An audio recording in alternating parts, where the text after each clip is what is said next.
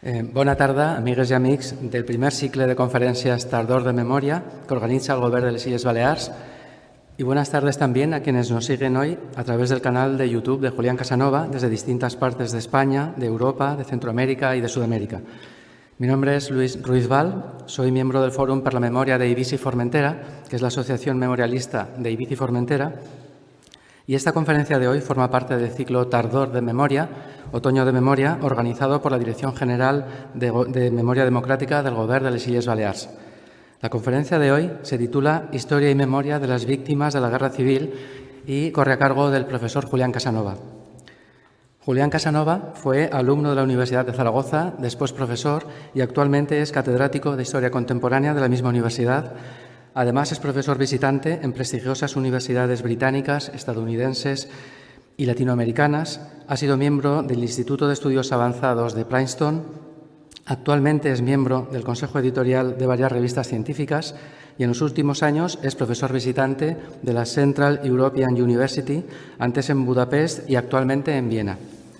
Entre sus primeros trabajos trató el tema del anarquismo. Su tesis doctoral, leída en 1983, publicada 2 años después, fue Anarquismo y Revolución en la Sociedad Rural Aragonesa, 1936-1938, que trata sobre la retaguardia republicana en Aragón durante la Guerra Civil, las colectividades agrícolas, el control de la economía y la guerra, y el reto de construir una sociedad acorde con aquellas ideas libertarias. Siguió unos años después con De la calle al frente, 1931-1939, de la cual también hay una versión en inglés que trata del paso de esa actitud rebelde y reivindicativa de los anarquistas durante la República a la lucha contra el fascismo durante la Guerra Civil y la necesidad de colaborar con aquella República.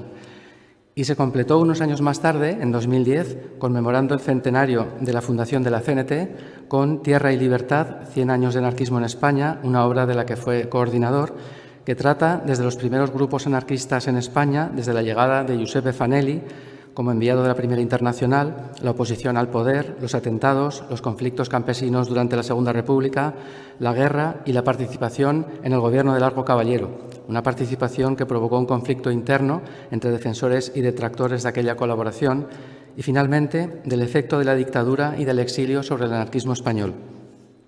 También ha escrito sobre metodología. Es autor de La historia social y los historiadores, una obra que reivindica la importancia de los hechos sociales y económicos para explicar la historia frente a la versión que se basa principalmente en los hechos políticos y en el protagonismo de grandes personajes que habitualmente son aristócratas. Es coautor de obras sobre periodos más amplios como La historia de España del siglo XX, junto con Carlos Gil Andrés, de la cual hay también una versión en inglés, y República y Guerra Civil, que es el volumen número 8 de la Historia de España dirigida por Josep Fontana, de la cual también hay versión en inglés. En Aragón fue coordinador de un libro que yo creo que está en todas las casas de familiares de víctimas del franquismo, que es El pasado oculto, fascismo y violencia en Aragón, 1936-1939. Que trata sobre desapariciones forzadas y asesinatos en la zona franquista en Aragón durante la Guerra Civil, que se completó después con Pagar las culpas, en la que aborda la represión económica.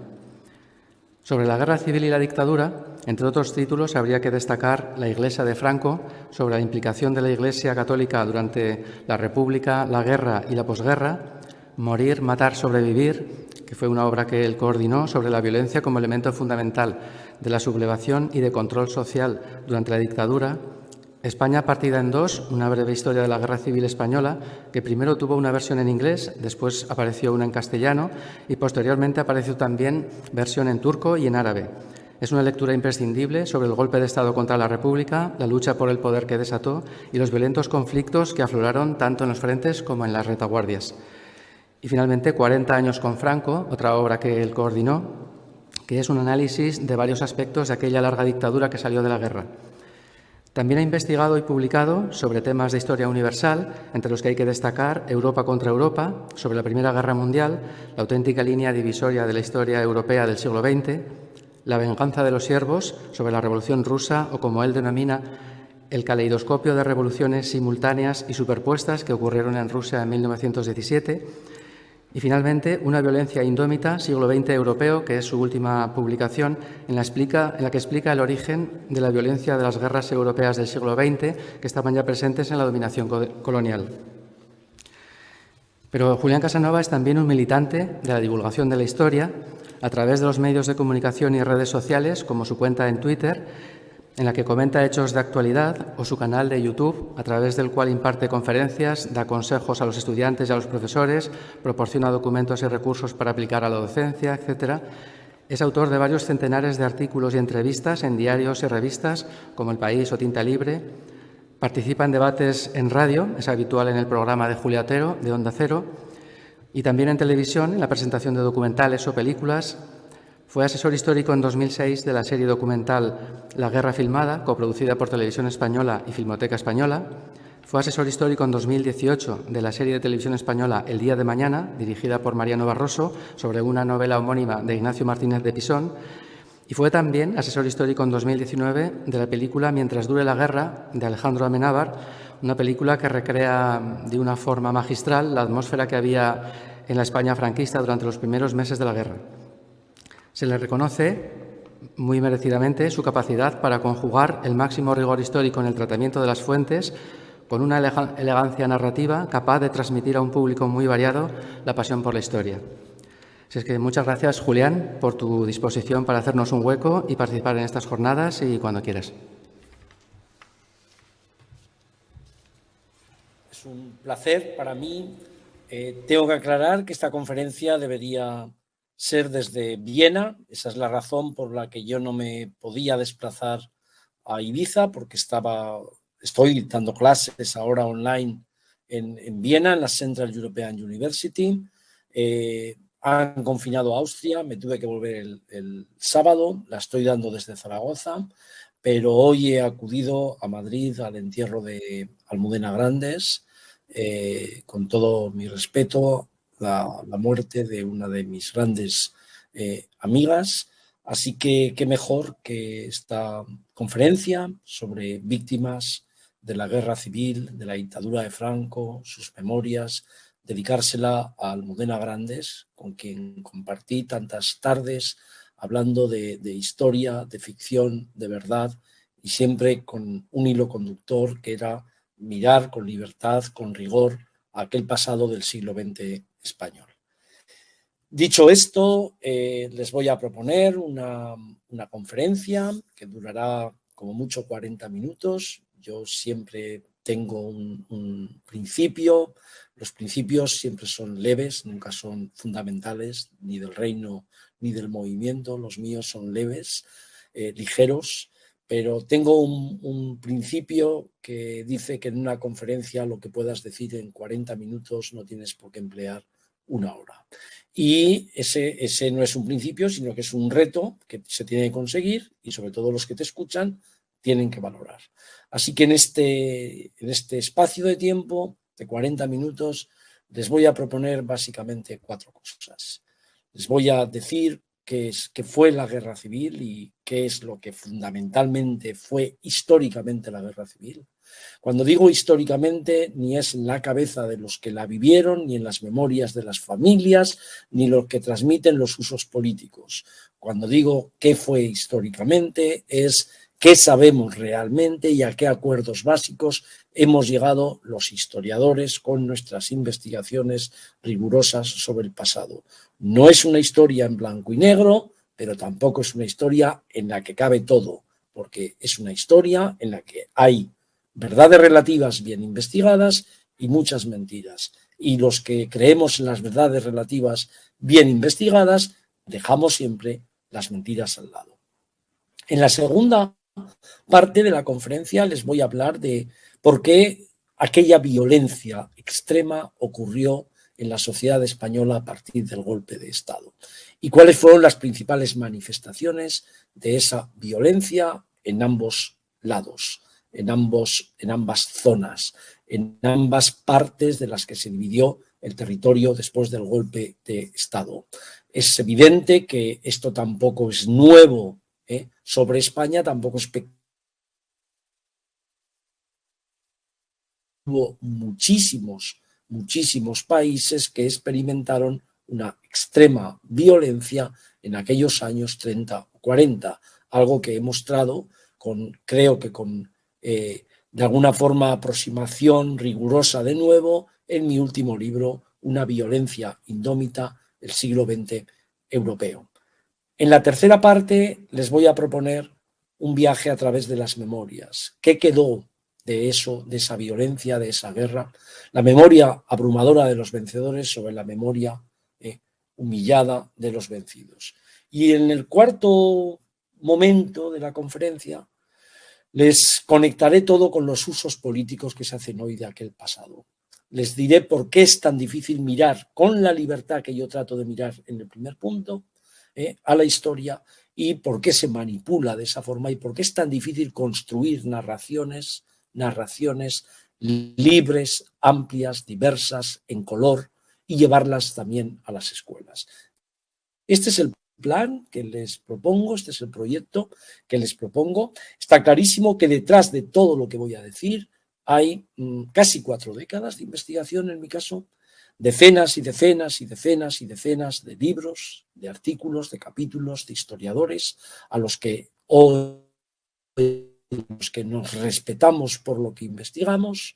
Detrás de todo eso hay también muchísimos testimonios cinematográficos, novelados. Es decir, lo que yo voy a proponer en 40 minutos es en realidad una síntesis de una investigación que ya ha durado 4 décadas y que detrás de ella, créanme, lo que hay sobre todo es aproximación, rigor, narración, análisis y también una distinción clara entre mito, mentira e historia. Empiezo. La Guerra Civil Española comenzó con un golpe de Estado en julio de 1936. Sin ese golpe de Estado hubieran pasado otras cosas, pero no hubiera ocurrido tal y como lo conocemos, la Guerra Civil Española. Ese golpe de Estado, iniciado por las tropas en África, las tropas coloniales, ese golpe de Estado iba dirigido contra la Segunda República, que se había implantado en España en abril de 1931. La Segunda República, implantada en España en abril de 1931, abrió muchísimos frentes. Fue una república, como había pasado en otros países que habían inaugurado repúblicas después de la Primera Guerra Mundial, que básicamente en España trató de hacer 5 cosas, que al final las 5 las abrió de tal forma que costaron que un grupo de militares, bases sociales amplias, más poderes financieros y eclesiásticos, estuvieran unidos contra ella en julio de 1936. Esa república abrió frentes fundamentales. El primero, se dio cuenta, la gente que venía desde atrás defendiendo la república, que si en España no se separaba la Iglesia y el Estado, si en España no se ponía freno al poder militar, es decir, a una burocracia militar y a una burocracia eclesiástica que habían dominado, que estaban dominando la historia de España, no se podría abrir nunca un régimen de libertades parlamentario, con voto, sufragio universal, masculino y femenino. Luego, lo primero que emprendió aquella república, que vino después de unas elecciones municipales ganadas por las candidaturas republicanas, con la marcha del rey, que perdió todos los apoyos, lo primero que intentó aquella república es emprender una discusión, un debate sobre una constitución que, insisto, en primer lugar, dejara muy claros los límites del poder eclesiástico y el poder armado, la Iglesia Católica y el ejército, que habían dominado de aquella forma la historia de España. En segundo lugar, esta república se dio cuenta que constituir una democracia tenía básicamente 2 retos. Primero, ¿cuánta libertad conceder a los ciudadanos? Aquello tenía que ser un régimen de libertad. En segundo lugar, ¿cómo se distribuía mejor la riqueza en la sociedad española? Luego, la república, en principio, es un gran debate de cómo organizar el Estado, en vez de una monarquía, una república, y cómo organizar un régimen de libertades con mayor distribución de la riqueza. Este es un planteamiento muy difícil, como el primero, donde empezaron a abrirse grietas de apoyo y grietas de reacción desde el principio.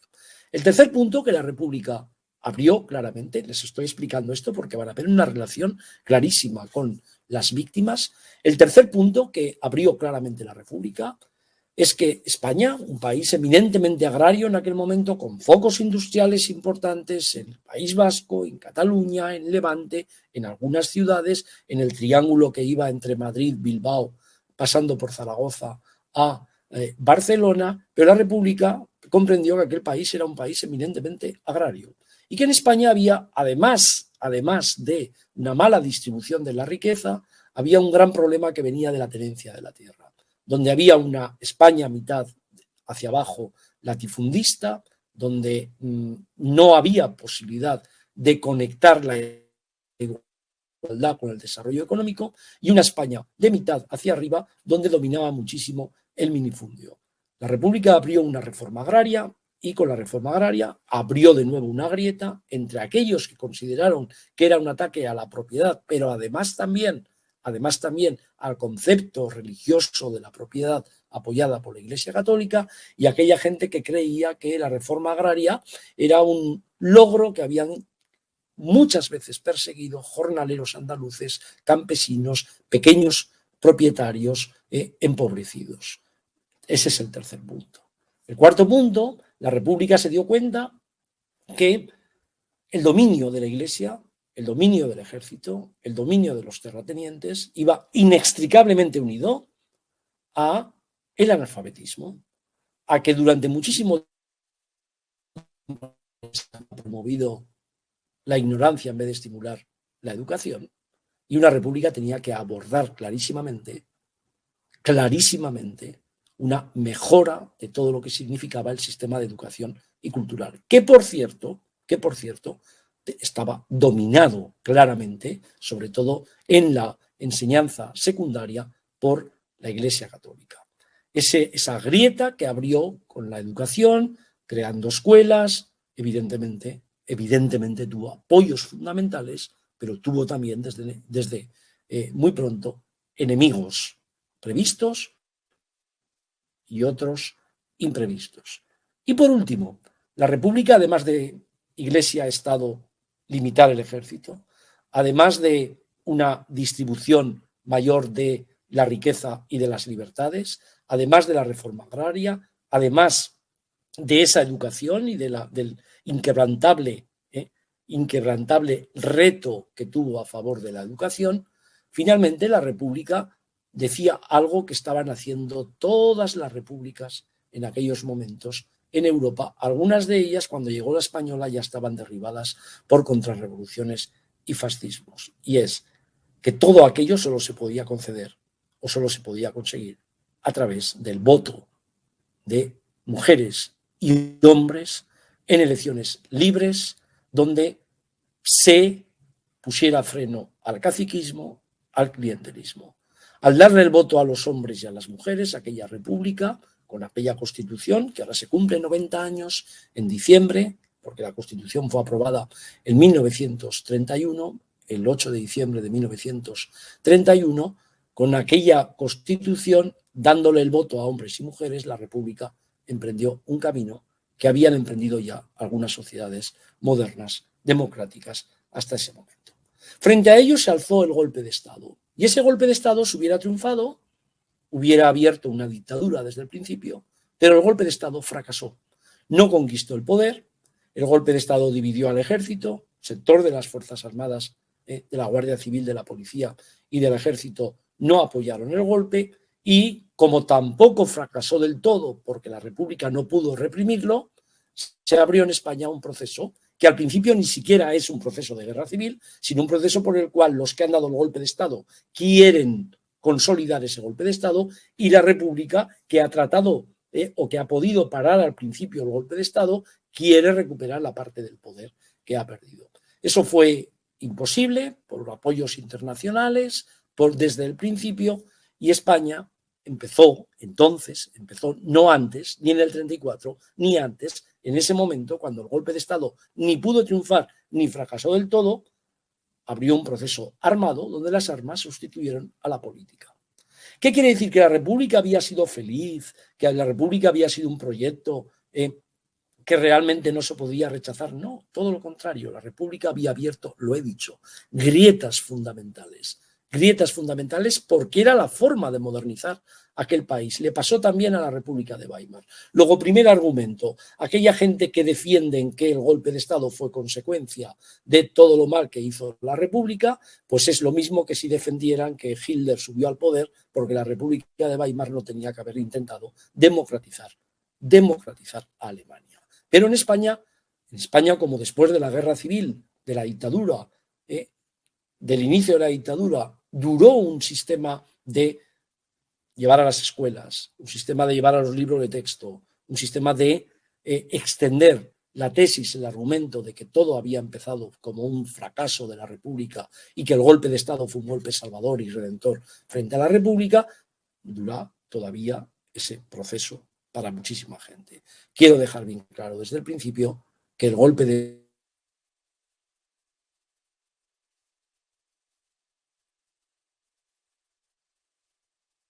guerra civil. Y cuando se inicia la guerra civil, como en muchas guerras civiles, cuando mucha gente que no debería haber tenido nunca armas las tiene, porque eso es lo que es una guerra civil, se divide el poder, se dividen los procesos armados, una parte del ejército pasa a un lado, otra parte del ejército se mantiene en otro. La guerra civil empezó a ser para los españoles una deshumanización del contrario, que es como se recuerda en las familias, con extrema violencia por ambas partes, extrema violencia que no es abstracta, sino que la hemos investigado de forma empírica. Y todo lo que les he dicho antes, de los 5 puntos de la República, se vieron en las manifestaciones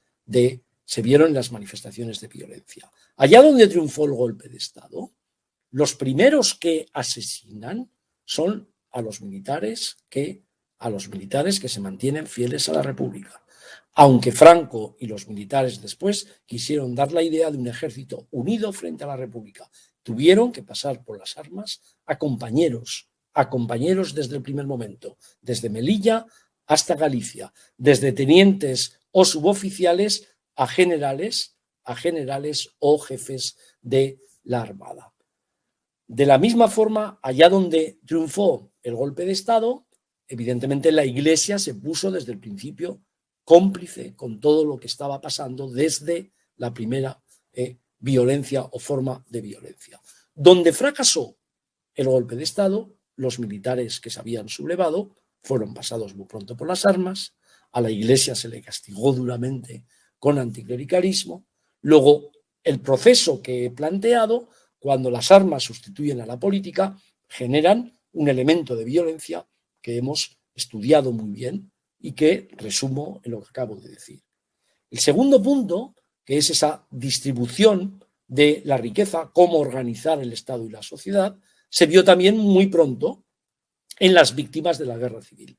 Allá donde el Estado republicano pudo mantener de alguna forma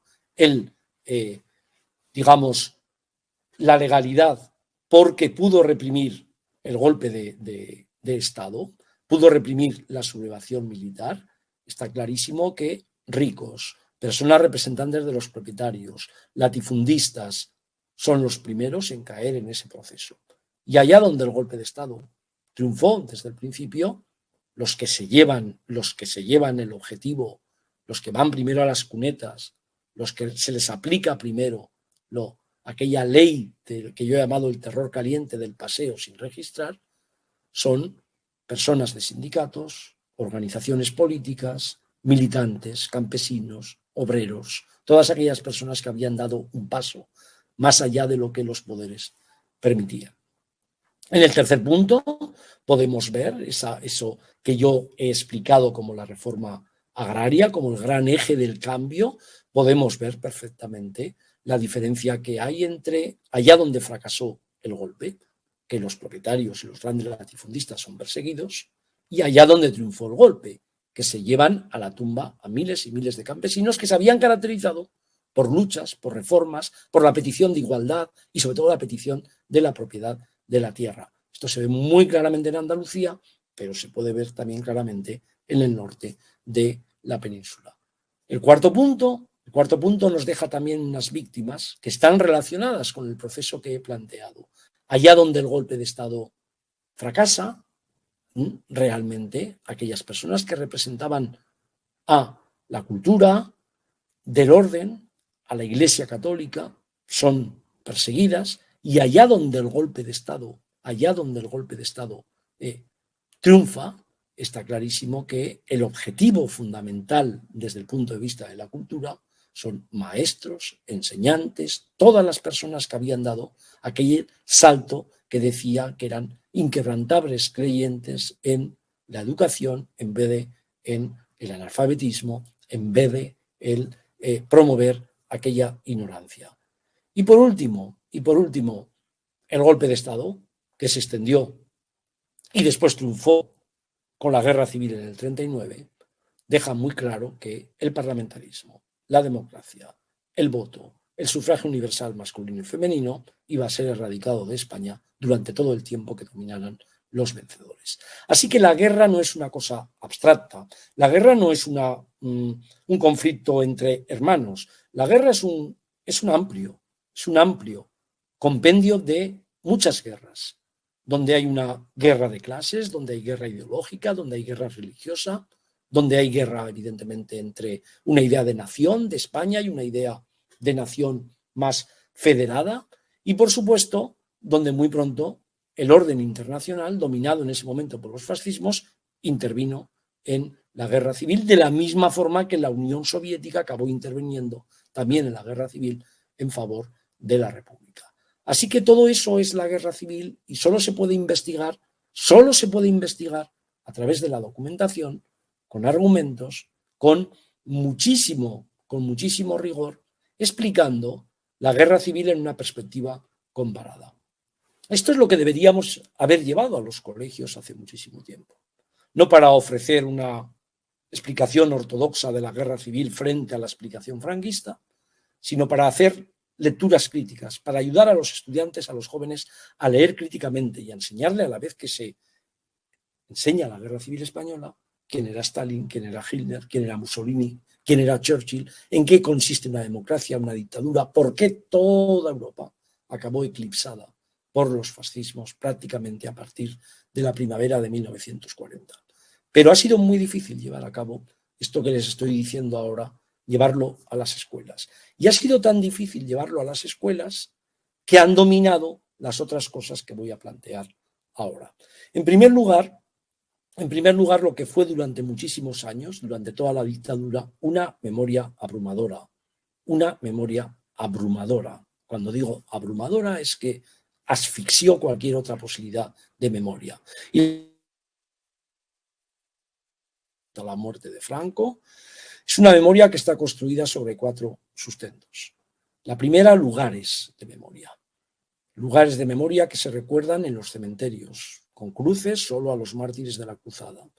Lugares de memoria que se recuerdan con grandes placas colgadas en las iglesias, esculpidas en la piedra, de iglesias barrocas, góticas, incluso románicas, de iglesias de toda España donde aparecen los mártires, solo los mártires de la cruzada, con José de Rivera y su presente en primer lugar. En tercer lugar, se llevó todos aquellos lugares de memoria, toda aquella machacona, abrumadora memoria a las escuelas, donde no hubo alternativa, ni siquiera en la universidad, que durante muchísimo tiempo nunca se llegó al siglo XX. De tal forma que no es casualidad, carente de significado, que los primeros historiadores que entraron en la Guerra Civil Española y solo a partir de los años 60 fueran historiadores angloamericanos, 2 a la cabeza, Hugh Thomas en Inglaterra, Gabriel Jackson en Estados Unidos. ¿Qué ofrecieron? Estamos hablando ya de los años 60, los dos únicos libros, que además tardaron en entrar en España, que se podían plantear como alternativa a la enseñanza tal y como se impartía en las escuelas, en los centros de secundaria y también en las universidades. Pero es que además esa memoria perduró durante la transición y parte de la democracia, porque fue una memoria, primero, que mantuvo sus lugares. Fue una memoria que fue muy difícil de contrarrestar. Fue una memoria simbolizada por el Valle de los Caídos y por Franco exhumado de allí antes de ayer. Es decir, es una memoria que traslada, traspasa, impregna la transición y la democracia. Y no digamos ya la memoria que lleva a cabo la Iglesia con los mártires de la Cruzada, beatificaciones y canonizaciones que emprendió sobre todo Juan Pablo II, porque antes ninguno de los papas había hecho nada, no había podido hacer esos procesos de beatificación o canonización. Frente a ello estaba la memoria de los vencidos, una memoria reprimida en el exilio, en las cunetas, que la gente no se atrevía a reivindicar, ¿no? Se la tuvieron que tragar su pasado. Es así. Declaro lo mismo que pasa, evidentemente, en la Unión Soviética de Stalin o en la Alemania nazi, incluso después de la Segunda Guerra Mundial. ¿Y qué ocurre con esta memoria vencida, deprimida y después absolutamente humillada y derrotada? Pues que es muy difícil recuperarla en la transición y en la democracia. Mucha gente se niega a hablar de aquello, mucha gente que ha mantenido silencio en sus propias casas, que ha tenido que engullirse ese pasado, tragarlo, ni siquiera se atreven a sacarlo, y durante muchísimo tiempo la gente desde arriba, los políticos, también los de izquierda, le dicen no, miremos atrás, miren ustedes al futuro, y nadie hace una labor clarísima de confrontar todo aquello a través de investigaciones y dar voz, evidentemente, a esas memorias humilladas. Este es un tema clave para comprender por qué hoy todavía hay tanta dificultad,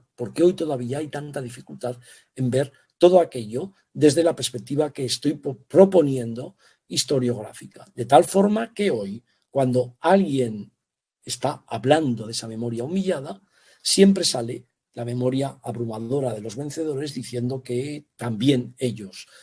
Por cierto, puede ser que haya personas que fueron asesinados por el bando republicano o en la zona republicana y que sus familiares no encontraran aquel momento el cadáver, pero que todos tuvieron políticas de retribución, todos tuvieron compensaciones, todos tuvieron privilegios importantísimos, mientras los que estaban en las cunetas nunca fueron reconocidos. Es más, hoy hay muchísima gente que tiene muchas dificultades para comprender que, independientemente de lo que uno piense de la historia, el siglo XXI, la democracia en el siglo XXI, debería rescatar a todas esas víctimas que sus familiares ni siquiera les han podido ofrecer un entierro digno. Así que, desde ese punto de vista, nos pasamos a la fase más actual, que es la fase en la que todo esto ha llevado a un presente dividido y a unos usos políticos de la historia muy importantes. Cuando hablo de usos políticos de la historia, no quiere decir que los historiadores sean los únicos garantes de la verdad, de esa verdad relativa. Cuando hablo de los usos políticos o de las memorias enfrentadas, divididas, no estoy diciendo que la historia o la historiografía de los historiadores sea superior.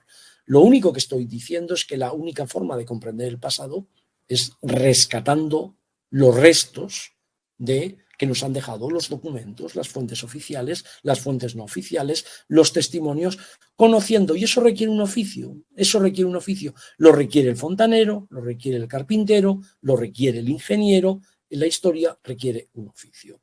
Lo que ocurre es que ha llegado un momento que sobre el siglo XX todo el mundo levanta la mano sabiendo mucha historia. No se atreven con el feudalismo, no se atreven con la España romana, no se atreven con el Imperio Turco Otomano, pero sobre el siglo XX todo el mundo sabe mucho. Incluso sabe tanto que pone en duda el conocimiento de los historiadores. Luego, el uso político de la historia viene dado por un desprecio al conocimiento y un elogio de la ignorancia. ¿Y cuál es la excusa de todo esto? Pues que en realidad los historiadores que hoy están diciendo cosas diferentes a lo que Franco, la dictadura y los abuelos que habían estado en el bando vencedor les enseñaron a sus descendientes, estos historiadores mienten. Este es el argumento. Mentimos, este es el argumento. Y ahí estamos los historiadores españoles y también los historiadores hispanistas, que estamos muy conectados en toda esta búsqueda del pasado con rigor a través de las fuentes para llevarlo a la enseñanza. Y desde ese punto de vista tenemos tres planos muy diferenciados. El que podemos ofrecer los enseñantes a través de nuestros libros, los investigadores, en nuestros libros, nuestras conferencias, la difusión de la historia y la enseñanza. Las memorias de los que abrumadoramente dominaron y ahora dicen que les están a ellos acorralando, y las memorias de los vencidos, que algunos de ellos evidentemente han podido hablar por primera vez, otros ni siquiera pueden recuperar a los restos de sus familias, pero que aparecen ante la opinión de la memoria de los vencedores como gente que quiere revancha, en vez de como gente que quiere retribución. Y de alguna forma, algo que ya es impensable e imposible, que se llama justicia, pero al menos dejen que les den información, dejen que les den conocimiento sobre el pasado en vez de ocultarlo.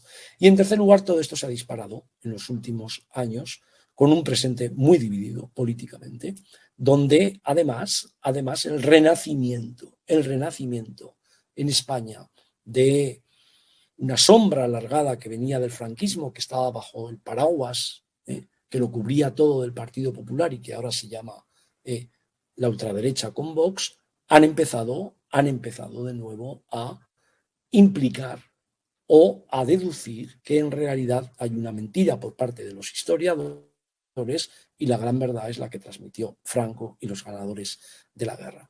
Esto es muy difícil de contrarrestar, pero estoy defendiendo esto en público, en una conferencia desde Zaragoza para las Islas Baleares, convencido de que detrás de esto lo que hay es que la gente vaya a buscar el conocimiento en los libros, no en la Wikipedia, en la gente que investiga sobre la historia, no en la gente que grita, insulta y políticamente sigue defendiendo las mentiras y la propaganda de los vencedores de la guerra. Y, por supuesto, revisar también la historia de la República, porque los historiadores que hemos trabajado en este tema, primero, la República no la ponemos nunca en blanco y negro, diciendo que la República fue maravillosa y que el golpe de Estado la destruyó. No, reconocemos lo difícil que fue en los años 30 en toda Europa establecer regímenes de libertad, porque eran la primera vez que desafiaban todo aquello, con el voto masculino, femenino, con la igualdad. Todo aquello es tan cierto que no hubo ninguna república creada en 1918-19 en adelante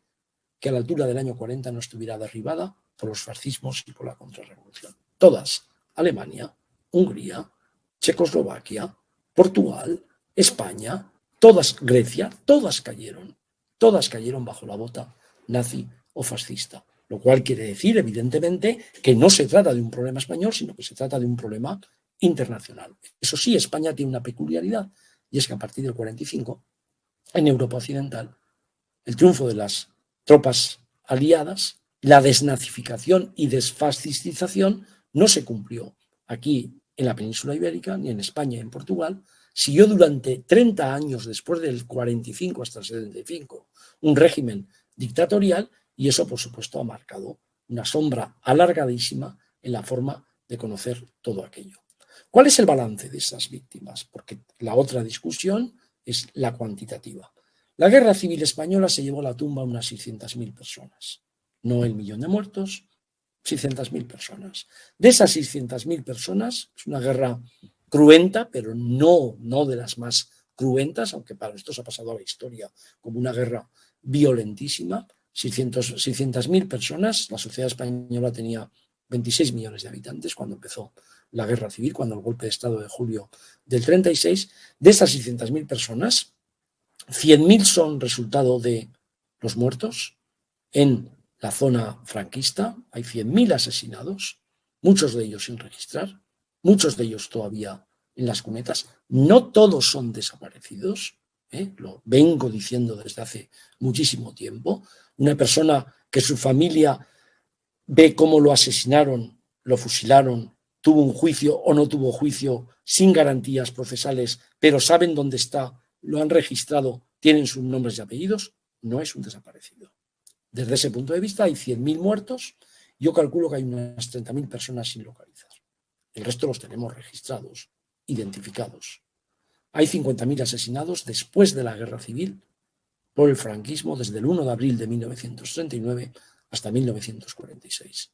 Y en la otra zona, que están todos contabilizados, los muertos, los asesinados por el bando republicano, son 55.000 personas, que estaban todos en la causa general, todos los nombres y apellidos. Insisto, algunos de ellos, sus familias no han encontrado los cadáveres, pero todos tuvieron compensación, privilegios, políticas de retribución, desde los más pobres, por supuesto, hasta los más ricos. A los más ricos se les pusieron calles, se les pusieron nombres de clínicas, a los más golpistas se les pusieron nombres de hospitales, nombres de escuelas. La paradoja es que gente que había defendido promover la ignorancia en vez de estimular la educación, los institutos y los colegios llevaban sus nombres.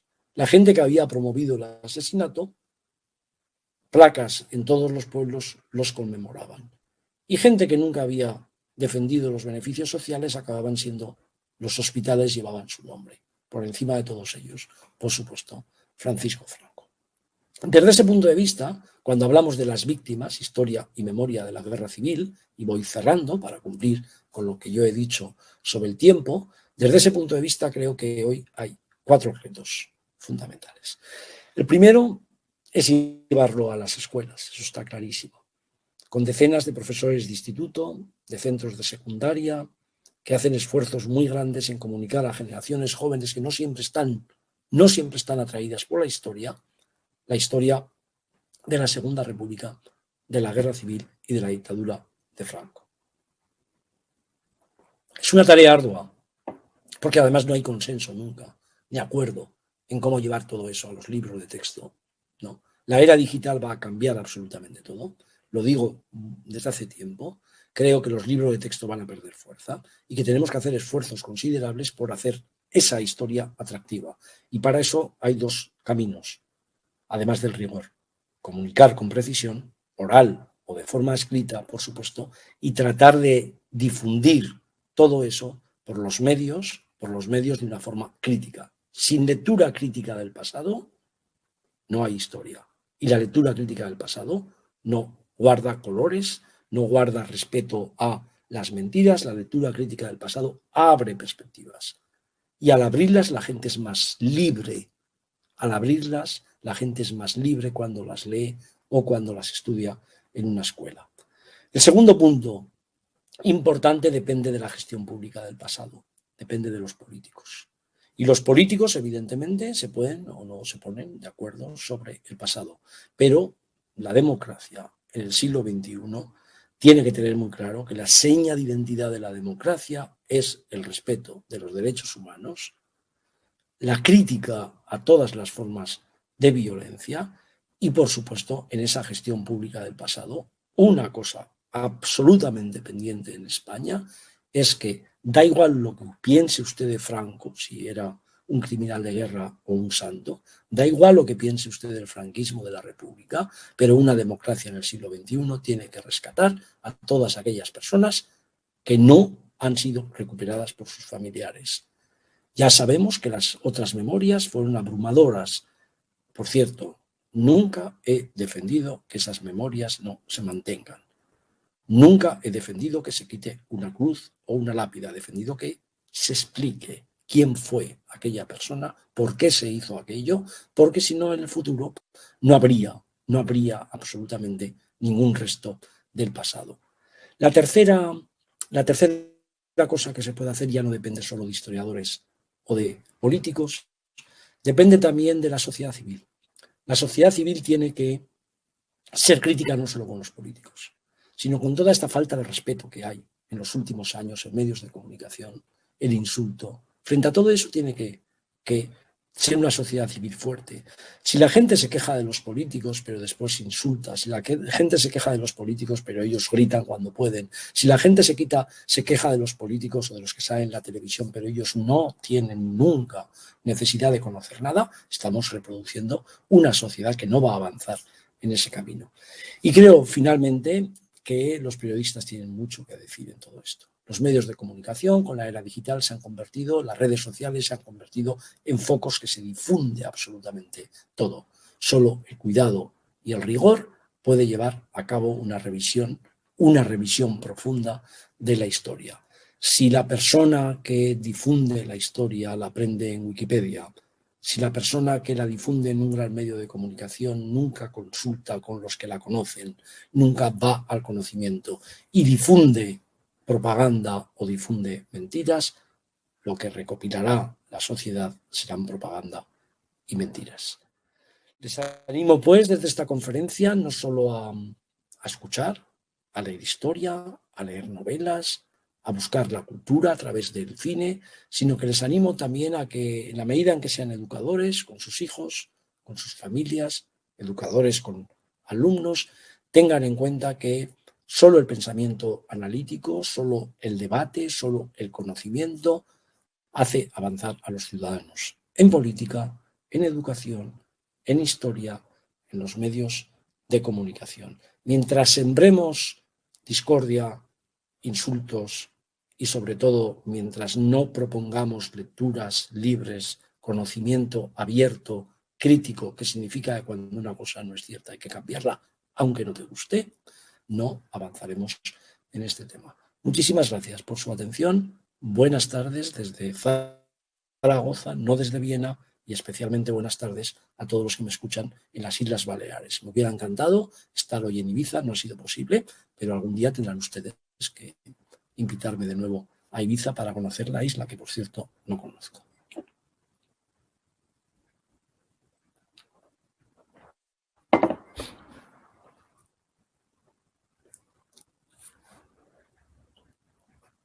Hola, Julián. No veo la pantalla. Sí. Bueno, pues muchas gracias aquí, por esta conferencia. Clarísima, muy ordenada, sistemática, como siempre. Y bueno, ahora si alguien quiere hacer algún comentario o una pregunta, pues si no está aquí puede utilizar el chat de este ciclo. Y bueno, a mí me gustaría comenzar con una pregunta. En principio tenía una pregunta preparada desde hace 3 o 4 días, pero la he cambiado precisamente porque hace 2 días nos dejó Almudena Grandes, seguramente una de las plumas más relevantes de la narrativa actual en lengua española. Y sobre todo, yo he leído esa serie de los episodios de Una guerra interminable y me gustaría conocer tu opinión sobre la novela histórica o ambientada en hechos históricos que, si bien es cierto que introduce personajes e incluso a veces hechos de ficción, ¿qué opinión te merece como medio de transmisión y de conocimiento de la historia? Muy bien, muy interesante. Yo he mantenido durante muchísimo tiempo que la historia se puede abordar desde muchos puntos de vista, que por supuesto hay uno que es lo que hacemos los historiadores, la historiografía seria, buscando siempre referencias, pero que yo creo que especialmente todos estos temas que han estado tan reprimidos, tan ocultos y además del siglo XX pueden tener en la novela, en el cine, en la literatura en general, en los medios audiovisuales, componentes, elementos fundamentales de difusión. Lo que hacía Almudena Grandes, además, es otra cosa. O sea, llamamos novela histórica cualquier cosa que parece que está ambientada en la historia. Desde ese punto de vista, no conozco ninguna novela que no sea histórica. Digo, de las grandes novelas del mundo, ¿no? Pero la gente llama novela histórica de forma alegre a cualquier cosa que parece una recreación de la historia. Y entonces, cuando son reyes, batallas, grandes héroes, personajes, reinvenciones para demostrar que ya pasó por allí ese personaje, que esta nación es primera que la otra, las grandes heroicidades, los grandes héroes a la gente le gustan, no tiene ningún problema. Cuando la gente ahonda en profundidad sobre cosas que han estado ocultas, que no gustan lo que se dice, que los personajes no son neutros porque están metidos en conflictos, evidentemente las cosas gustan menos. El método de Almudena Grandes, que conocí muy bien porque lo debatimos muchas veces juntos, el tema de Almudena, el método de Almudena Grandes tenía muchísimas variantes.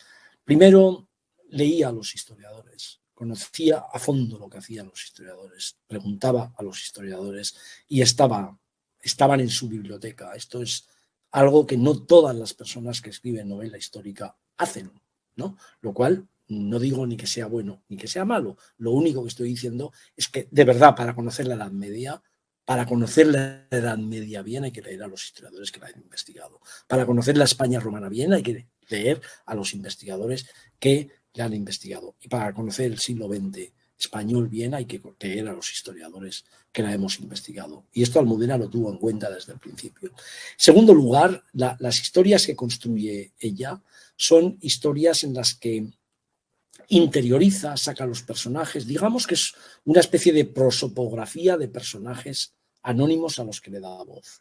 Anónimos, pero que en realidad detrás hay personajes de carne y hueso, reales, que podrían haber sido reales, que les cambia el nombre, pero que evidentemente lo ha leído de nuevo, lo ha investigado, ha profundizado. Si todo eso además lo haces con belleza y con elegancia narrativa, que es lo que yo decía en el obituario que le dediqué en El País, nada más morir, a las pocas horas ya estaba colgado. Si tú además lo haces con elegancia y belleza, resulta que llegas a decenas y decenas y decenas de miles de personas.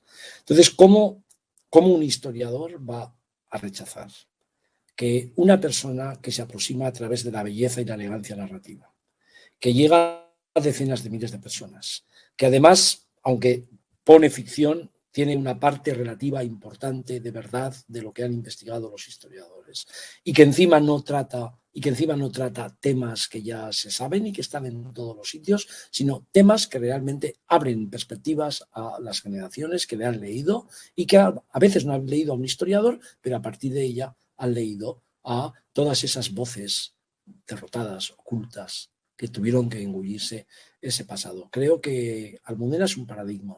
Lo que ha hecho Almudena es un paradigma de lo que es la gran novela que tiene en cuenta hechos históricos, pero que no solo los relata de una forma ficticia en la ficción, sino que trata de combinar esa relación feliz o infeliz entre la ciencia histórica o la historia a secas y la novela y la ficción. No solo digo esto, sino que he participado de una relación muy intensa con ella, lo hemos debatido muchas veces porque establecimos desde el año 2007 una costumbre en la que ella presentaba mis libros y yo presentaba sus novelas. Y en todas las presentaciones que hicimos, Zaragoza y en Madrid, abríamos el frente de la relación entre la ficción y la verdad, la relación entre la novela y la historia. Hasta tal punto que cuando ella me llamó una vez para decirme ¿tienes inconveniente en aparecer como personaje histórico en una novela? No solo le dije que no, sino que comprendí por qué hacía esto ella. Comprendí por qué ella estaba haciendo un juego entre un catedrático de historia contemporánea que se dedicaba a la historia del siglo XX y un lechero anarquista, Julián, que se convierte en personaje literario que transita la República, la Guerra Civil, que se va al Valle de los Caídos preso y que reaparece en la transición. Era un hilo conductor de explicación del siglo XX.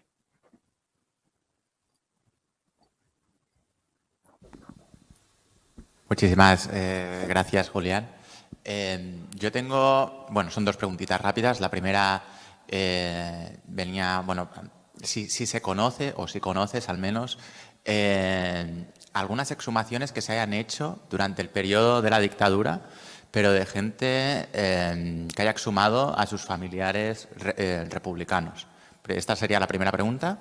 Y la segunda sería cómo debatir o cómo rebatir. Nosotros tenemos un caso aquí especial sobre una persona que es historiadora, que viene de, por lo que sabemos, de una afiliación política vinculada a partidos de extrema derecha y que da por buenas, da por legítimas las causas judiciales que se hicieron después del 39, es decir, una causa, me la estoy inventando, pero una causa judicial X que viene a decir que esa persona está bien matada por el hecho de lo que interpreta en esa causa que hizo en el 36.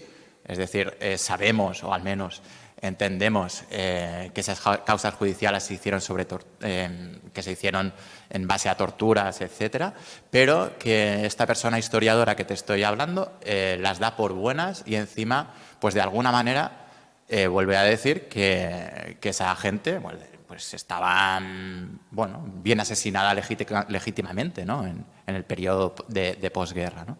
Y estas serían un poquito las dos preguntas. La primera que te comentaba, si se sabe de casos sobre exhumaciones de republicanos en la dictadura, y la segunda sobre el tema de cómo de rebatir a gente de extrema derecha, que es historiadora, y de alguna manera pues que vuelve a hacer ese revisionismo hoy en día, ¿no? Muy bien, son dos grandes cuestiones. La primera es muy sencilla de explicar en poco tiempo y muy compleja si diera una conferencia sobre el tema. Y en la segunda puede haber visiones diferentes, pero voy a decir lo que yo creo con mi experiencia después de tantos años.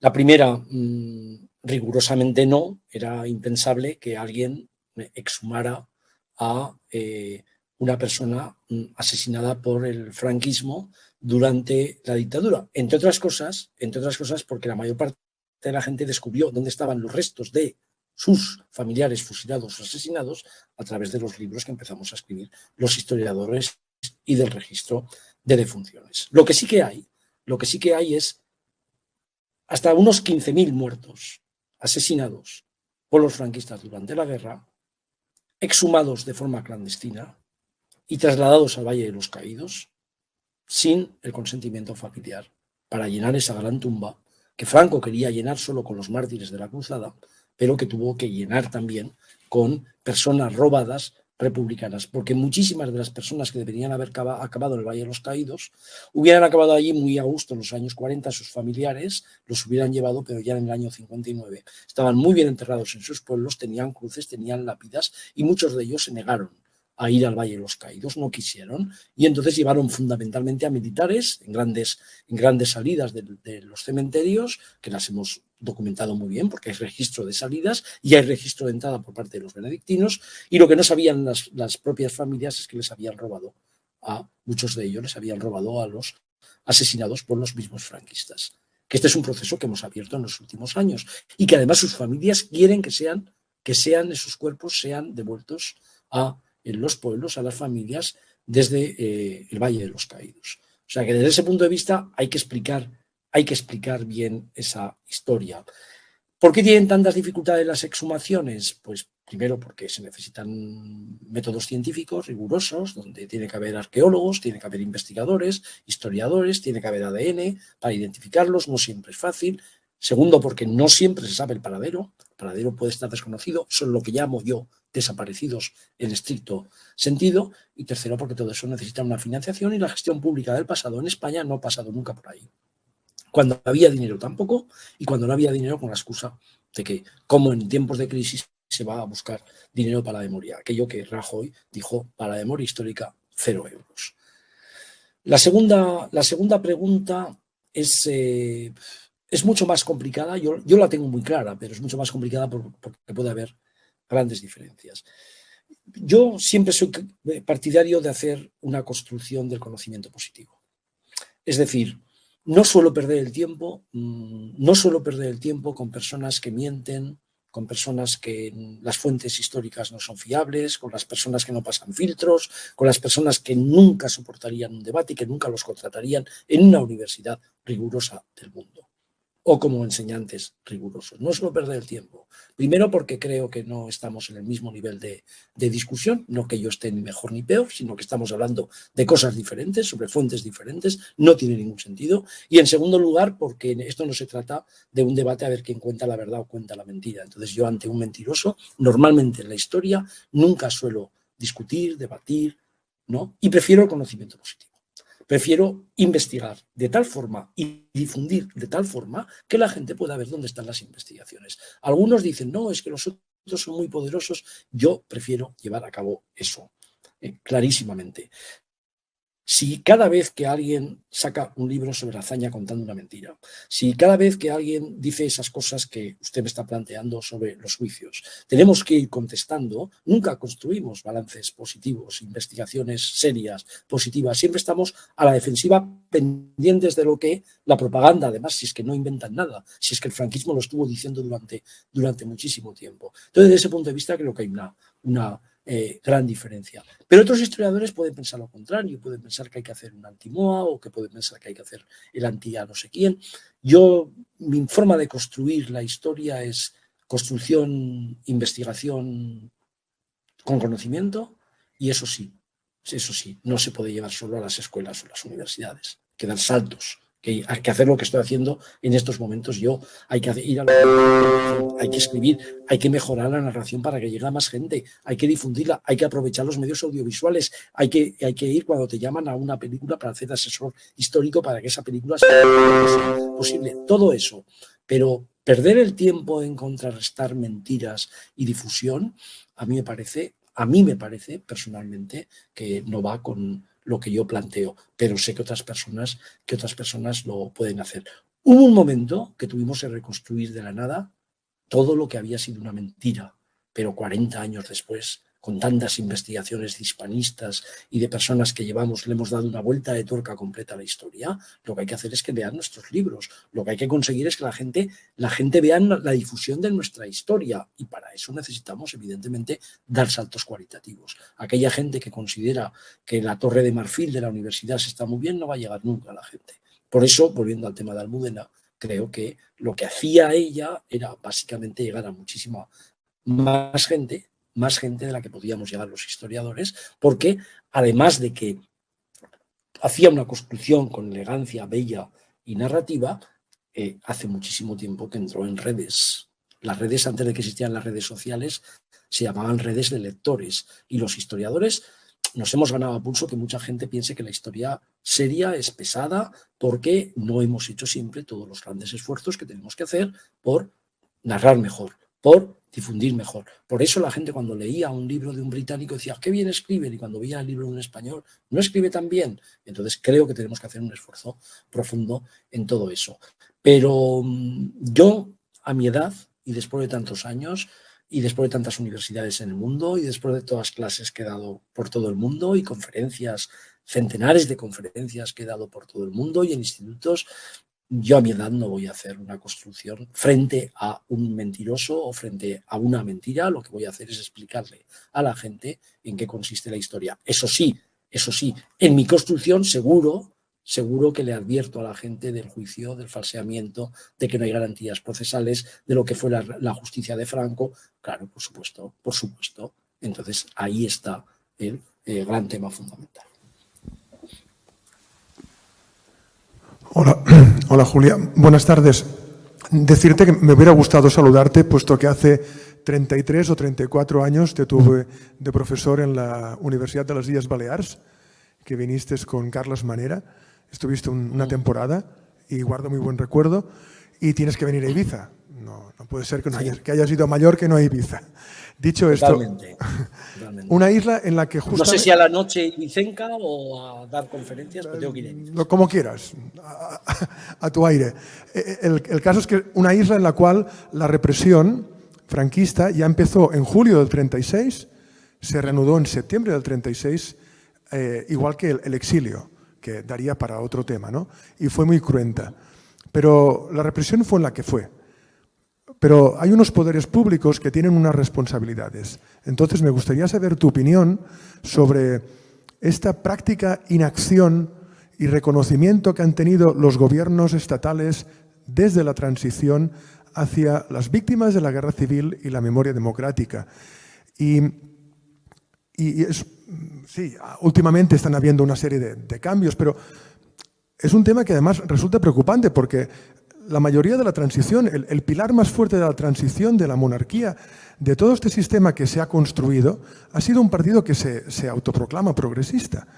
Y entonces se da una paradoja. Los progresistas, pues podemos decir que prácticamente no han actuado en este sentido. Y entonces, a mí como historiador y como ciudadano, es un tema que me escama, pero me gustaría saber tu opinión. Bueno, en primer lugar, también muchísimas gracias, porque si hubiera estado en Ibiza allí mismo o si hubiera dado una conferencia solo para las Islas Baleares, hubiéramos empezado explicándole a la gente la complejidad de las Islas Baleares en la Guerra Civil. Para la gente que no lo sepa, igual que ve en España cuñas de división entre un bando y otro, pues evidentemente no es lo mismo Menorca, Mallorca o Ibiza o Formentera, pero sobre todo no es lo mismo Mallorca, Menorca o Ibiza. Y desde ese punto de vista está clarísimo que hay experiencias en islas que son republicanas, en otros sitios también, en España durante todo el periodo. Hay otras que entran los franquistas a mitad de guerra o a principios o al final de la guerra antes de dar por concluida el 1 de abril. Luego la complejidad esa indicaría muchísimas cosas. Es curioso porque sobre la gran isla que tenéis vosotros, la más amplia, que es Mallorca, y que había también una memoria reprimida durante muchísimo tiempo. Sin embargo, pues el libro de Bernanos, libros que se habían llevado a cabo en los años del franquismo, habían abierto también a ese conocimiento. Y a la gente de Mallorca a pues preocuparse por esa historia y ver quién era el capitán Bayo y por qué evidentemente hay tropas milicianos que van a Mallorca en los primeros momentos desde Barcelona, por qué una isla cae al lado de la República o cae al lado de Franco o de los militares rebeldes al principio, y por qué desempeña un papel importantísimo el factor internacional, ¿no? Sobre todo con la intervención italiana, fascistas que aparecen clarísimamente como personajes, como el no conde, pero que se llamaba Conde Rossi en Mallorca. Todo esto solo se conoce a través de la historia, y me parece muy bien además que se enseñe en los centros de secundaria en las Islas Baleares. Sobre la memoria y la gestión pública, aquí hay que aclarar varias cosas. Lo digo porque ahora hay como una reconstrucción en la que parece que todo fue muy mal desde el principio, y muy mal porque la transición y el Partido Socialista y no sé quién más no quiso hacer nada y los demás querían hacer algo. Hay que aclarar varias cosas. Cuando Franco muere en el año 75, cuando cae la dictadura de Franco en el año 75, cuando cae la dictadura que ya no es de Salazar, de Caetano, pero que era la salazarista en Portugal en el año 74, cuando cae la dictadura de los coroneles en el año 74 en Grecia, son las tres únicas y últimas dictaduras que faltaban de la ultraderecha o que venían del fascismo de antes de la Segunda Guerra Mundial, como en el caso de Portugal y España. En el año 75, el tema de los derechos universales, de las libertades, de la información, de la verdad, no era un tema. No era un tema en aquel momento que dominara los debates ni historiográficos ni políticos en ningún sitio del mundo. Porque una buena parte del centro y del este de Europa estaba bajo el bloque soviético, bajo un país que era la Unión Soviética, que lejos de haber contribuido a crear un paraíso terrenal, pues había contribuido también a pesadillas de muchísima gente, ¿no? Así de claro. Historiográficamente se diría de otra forma, pero así de claro. Porque cuando cae Franco, cuando cae la dictadura de los coroneles, cuando cae Salazar o el salazarismo en Portugal, no ha empezado Videla. Está Pinochet ya en el poder, pero tiene que venir los años durísimos a partir del 76 de las dictaduras latinoamericanas, de las más asesinas en aquel momento. No ha caído el apartheid.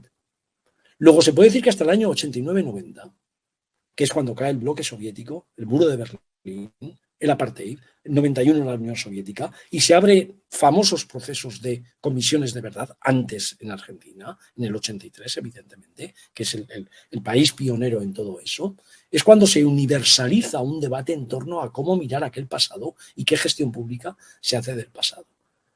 Esto no estaba en los primeros momentos, ni en la izquierda más moderada, ni en la izquierda más radical, que estaban pensando en cómo cambiar España, en cómo hacer la revolución, algunos, o en cómo convertir, evidentemente, lo que había sido una dictadura en un proceso democrático. Ahí el Partido Comunista está allí. ¿Y cómo se ve esto? Esto no es abstracto. Vayan ustedes a los ayuntamientos a ver qué es lo que se hizo en ayuntamientos, o cuando se hizo algo, cómo reaccionó la izquierda, porque también se dice que no se hizo nada, pero en los primeros momentos se descubren grandes fosas en Larcero, en Logroño, una de ellas en Teruel, al lado de Teruel se descubren grandes fosas. Entonces, desde ese punto de vista, no se puede decir que no se hizo nunca absolutamente nada. Así que pensar ahora retroactivamente que a la altura del 76, 77, 78 en España debería haber habido un proceso ya de castigo, de responsabilidades políticas, de juicios de los criminales, pues es no saber nada de lo que pasó en el mundo. Porque el caso argentino es muy paradigmático y muy diferente. En la mayor parte de los países no se castigó a los que habían sido dictadores, autoritarios, policías, represores durante muchísimo tiempo. En Uruguay, un país que nos parece ejemplar ahora en muchísimas cosas, hubo un referéndum que amnistiaron a los militares de las dictaduras. Y fue una dictadura bastante sangrienta, con la excusa de los tupamaros y el terrorismo. Las vueltas que dio Argentina. En Chile, Pinochet presidió la transición y advirtió a todo el mundo que nadie me toque los cadáveres que yo provoqué, ¿no? Y, por supuesto, en el centro y el este de Europa, ahora estamos viendo también las consecuencias con la revitalización y el revisionismo histórico por parte de una ultraderecha anticomunista, ¿no? Tampoco hubo aquellos procesos. Así que cuidado con pensar que lo que hizo la transición y los primeros años de la democracia en España fue una traición porque en los demás países, no, es que es un proceso, insisto, que es que una comisión de la verdad no sale en el año 75, ninguna comisión de la verdad. Es que la primera comisión de la verdad, que es como un acto fundacional de la democracia, información, verdad, que el famoso informe Sabato, es del año 83 en Argentina. Es del año 83. Y en Argentina, pero en Chile no, y en Uruguay tampoco, y en Brasil tampoco, y en otros países tampoco. Así que, desde ese punto de vista, un poco también de respeto, porque los contextos históricos os explican y se explican las actitudes que hay en los contextos históricos, o entonces lo que hay es una revisión política del pasado, no una revisión historiográfica. La revisión historiográfica siempre va a existir. Vamos a los archivos, investigamos, descubrimos algunas verdades que creíamos relativas acaban siendo falsas, algunas verdades que algunos consideraban absolutas se convierten en mitos o verdades relativas, y otros historiadores vamos cambiando a través de lo que llegamos a conocer. Pero evidentemente eso no tiene que ver nada con la segunda parte que yo interpreto de la pregunta que usted me hace, que es cómo una vez ya pasado los años, principios de los años 90, cómo una vez pasado y visto que evidentemente hay un debate universal sobre los derechos humanos y sobre las memorias traumáticas y los pasados fracturados, ¿por qué en España no se hace nada?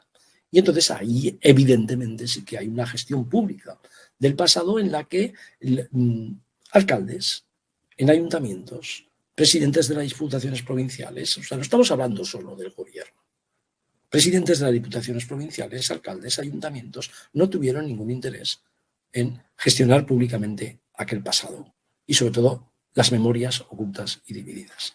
¿Por qué?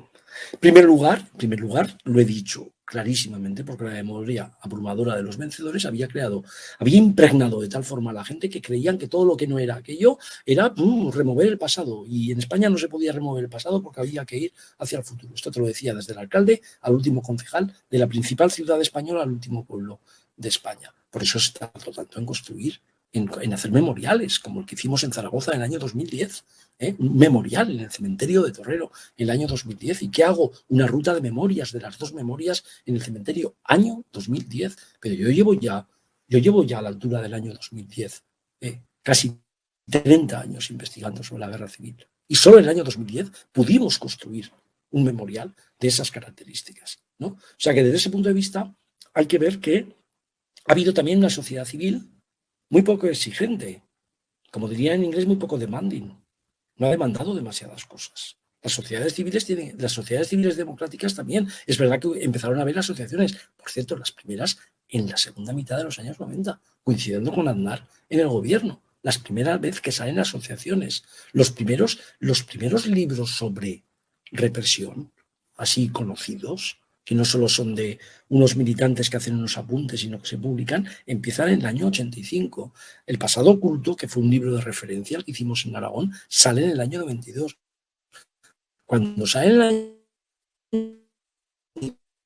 92, acabó los medios de gestión pública sobre el pasado.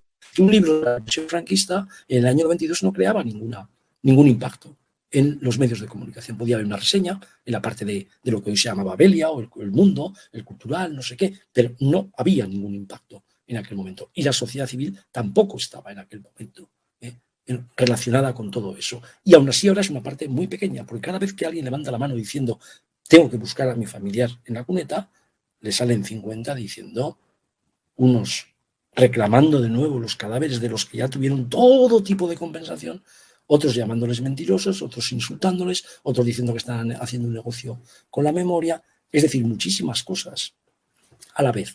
Así que, por último, creo que es el momento. O sea, creo que el siglo XXI y en un momento difícil del debate sobre este tema, es momento de que la gestión pública del pasado reconozca tres cosas. La primera, que reparar, retribuir política, económica, jurídicamente aquello que no se hizo durante muchísimos años, entra dentro de lo que se llama democracia. Y ahí da igual que seas Casado, que seas Sánchez, porque todo lo que no sea abordar eso con libertad y desde la democracia, no estás cumpliendo con un deber fundamental. Con un deber fundamental de la democracia. Dos, eso solo se hace con medios y con financiación y con gente que está detrás de forma rigurosa. Cuidado también con eso. Muchas veces de las asociaciones de memoria, etcétera, han llevado a no falsear datos, dar datos falsos que después la gente está pasado por las calles, ¿no? No saber nunca qué camino llevar, ¿no? ¿Qué hacemos con las calles? ¿Qué hacemos con los lugares de memoria? Hay que tener muy claro eso. Cuando hicimos el memorial del cementerio de Torrero,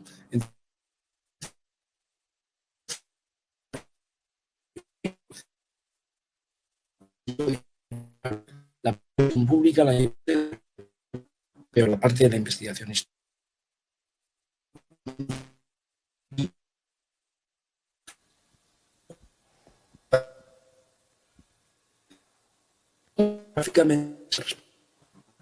Puede ser que esto se confunda con... Ahora, si el memorial después a usted le crea problemas con la Iglesia, con el Aldo, con grupos de... Esto es lo que tiene usted.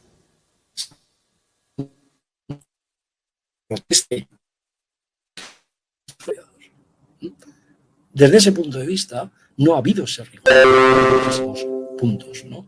Y después creo que ha habido una mala baba por un sector importante de los medios de comunicación que creen, porque son descendientes de los vencedores, que creen que todo esto es remover el pasado. O sea, han estado en su pasado tranquilitos durante muchísimo tiempo, asentaditos durante muchísimo tiempo, su pasado ha sido el único, y ahora que la otra gente levanta un poquito la mano para decir, yo no quiero revisar el pasado, sino que quiero un poco de dignidad, no se atreven ni siquiera a concederla.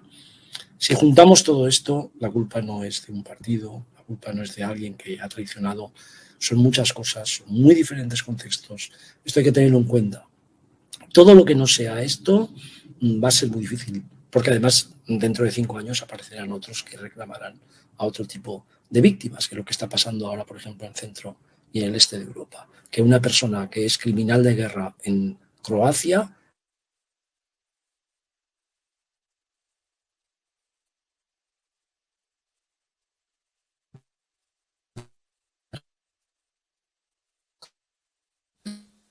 esa persona.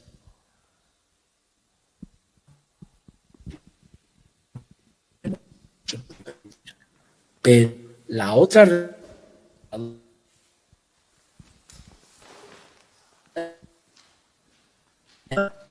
no hay que tener ni miedo. Repito muchísimas veces esto. No puede ser que la gente no tenga ningún problema porque vamos a visitar un museo de diplodocus, dinosaurios, sobre el pasado, y a la gente le moleste que haya alguien en un museo, lo que pasó hace 100 años cuando abuelos, bisabuelos y tatarabuelos estaban en este territorio.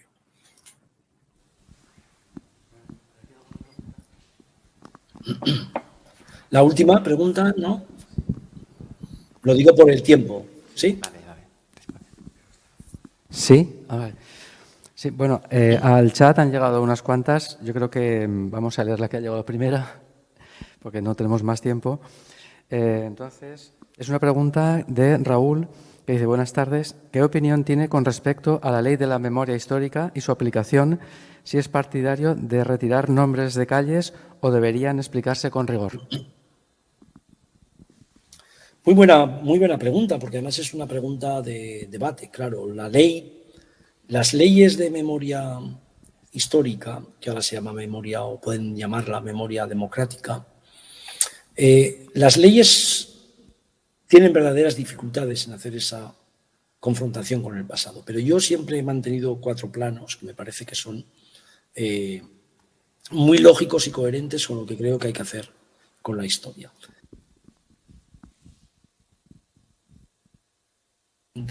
Fundamentalmente porque lo vemos también en otros países. Es decir, la gente que historiamos con rigor el pasado, viajamos, nos fijamos en lo que hacen en otros países, confrontamos, vemos qué se hace en unas memorias, en otras. Es decir, no estamos en nuestra casita, en nuestra provincia, en nuestra localidad, y no saber lo que ha pasado en Chile, en Sudáfrica, en Rusia o en Alemania.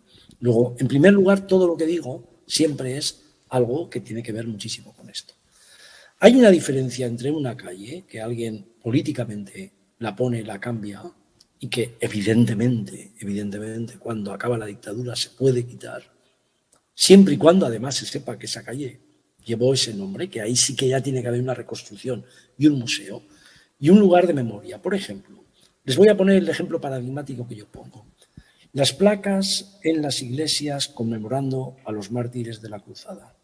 Primero hay que saber de dónde viene. Claro, primero hay que saber de dónde viene, porque siempre los lugares de la memoria dicen tanto sobre lo que conmemoran como sobre quién dice que hay que conmemorarlos. Es decir, usted tiene una estatua sobre un esclavista, que ahora dicen que es un esclavista, y le dice tanto sobre ese esclavista y lo que hizo, y sobre quién decidió que en Birmingham, en Bristol o en París, esa persona que ahora consideramos esclavista tuviera en 1895 o en 1920 una estatua.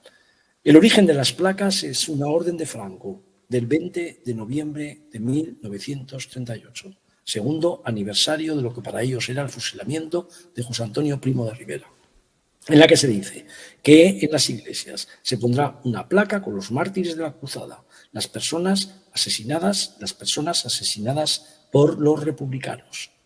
Lo que no se dijo es que deberían estar encabezadas por José Antonio, los falangistas, y que se añadieran otras personas.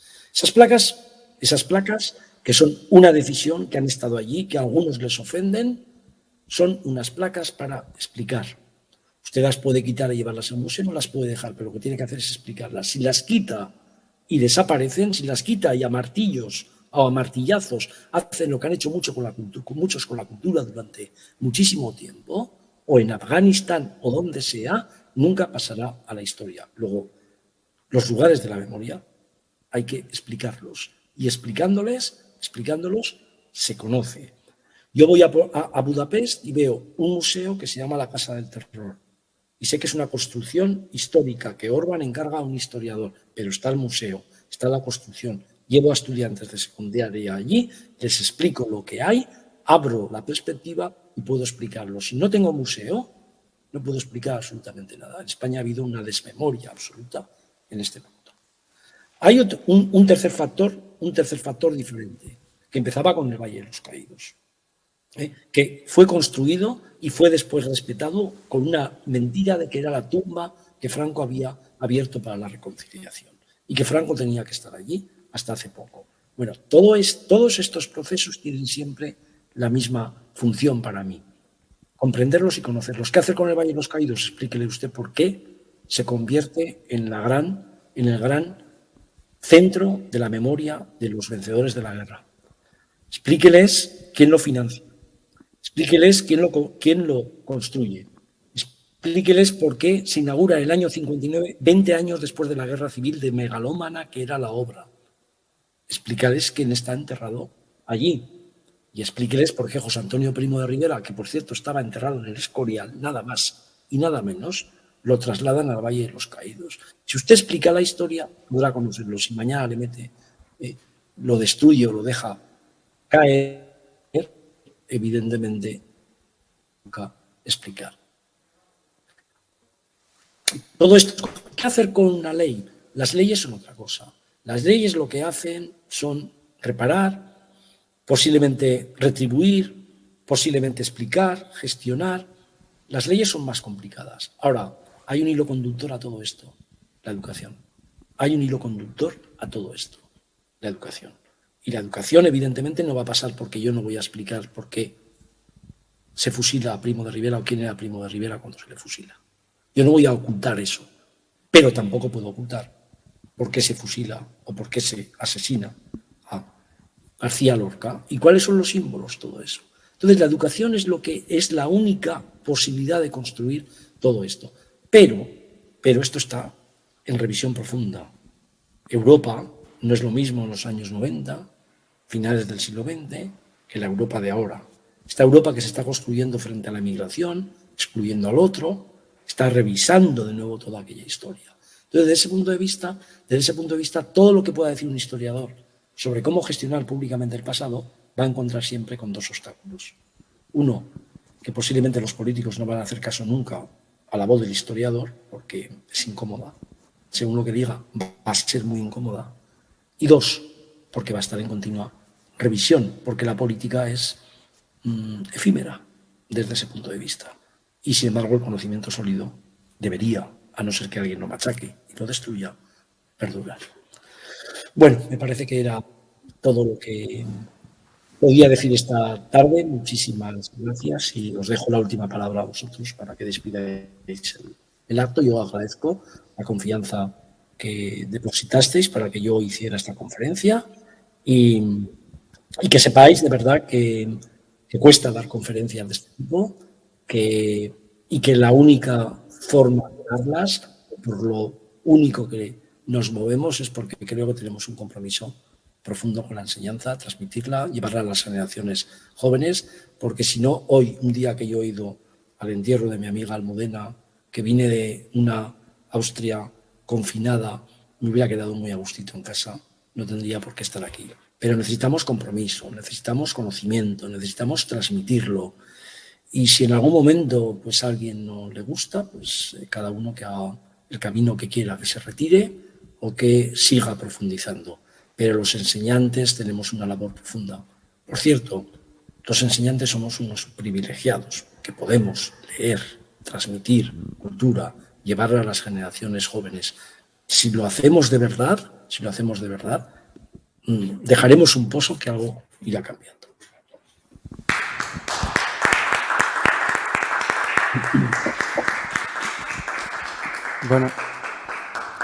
Bueno, aquí cogemos el guante de tu próxima visita a Ibiza y Formentera, porque aquí además de DJs, futbolistas que vienen en verano con sus yates y gente que se tira por los balcones también, pues hay un patrimonio histórico muy interesante y que merece la pena conocerlo.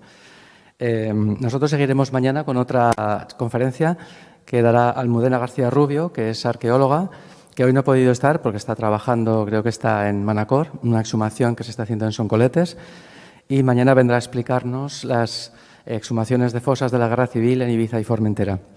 Así que os esperamos aquí a las 7. Y Julián, pues muchas gracias por tu participación y bueno, esperemos que hasta pronto. Gracias. Muy bien, buenas tardes a todos.